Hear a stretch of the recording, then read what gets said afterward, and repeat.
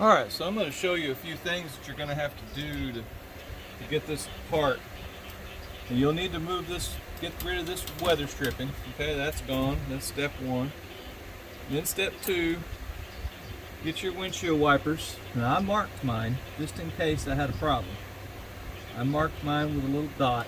You can do it with a Sharpie or whatever. But you take that bolt out, and then this one doesn't have the sliding lock release, okay? So you're going to have to pull on it. Sometimes you might even have to use a puller, but what I did is I used a pry bar on here, and I struck that little post there with a small hammer and just wrapped it a few times, and it popped off. So once you get those out of the way, which are a pain in the butt big time, okay, I'm not lying. Alright, then you're going to want to take this feller off here. Well, of course, where's the hose? Here's the hose. Windshield wiper hose. You have to unclick all that junk and throw it out of the way like that. You're going to have to take this feller out. Now, it has a couple of clips. We'll push pins.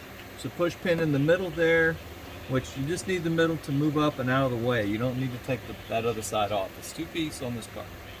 Some other cars may be different, but it's the same general idea. You'll get this out of the way, and of course this end here has lots of little clips and things, so it's tricky to get that out. So get that out of the way.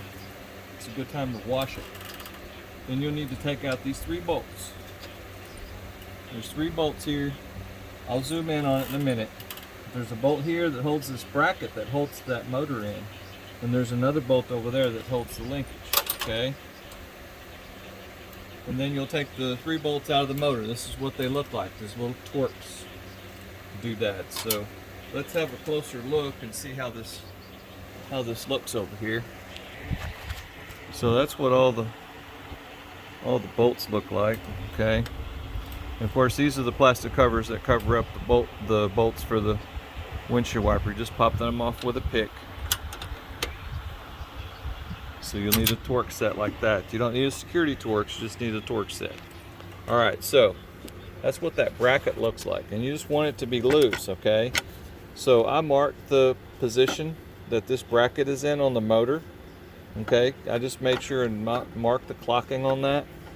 And so the motor, when I took those 3 bolts out, it just kind of just fell down in there. And it's laying up under there. So once you get that little feller out, which it's probably a 2-handed job, so hold on a moment. Alright, so the thing that was giving me a problem is that little grommet right there. It looks like it's in there too far or something, and it's catching, and I don't want it to fall off, so I just left it alone and fished the motor out through this little crack right here. But you'll want to unplug this. Alright, and there's the terminals if you want to test. I'm not going to tell you what they are, but you can figure it out. There'll be a ground, intermittent, different ones, because it's controlled by a control board somewhere else. This particular one doesn't have a control board, and the reason why I'm taking it off is because I'm going to show you what the problem was with it. So hold on a minute. Alright, so what the problem that I found with this motor was that it had water intrusion.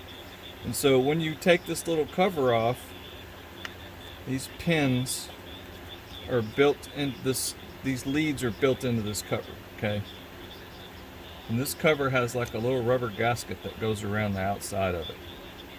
Alright, I hope that y'all can see this well. But there's a little rubber gasket that goes around. I've already taken this apart and cleaned it.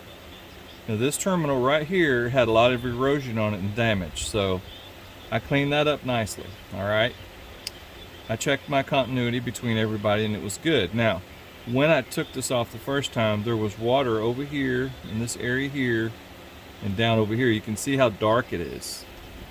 Okay, so the grease was all nasty, everything was nasty. So I just took it apart.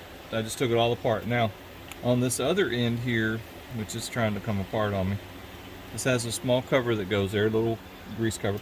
I put a dot on here before I took everything apart. Now it was stuck in a different position, and so now it's in the home position, and I need to put a new dot over here.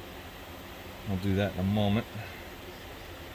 But this little feller wants to crawl out easily.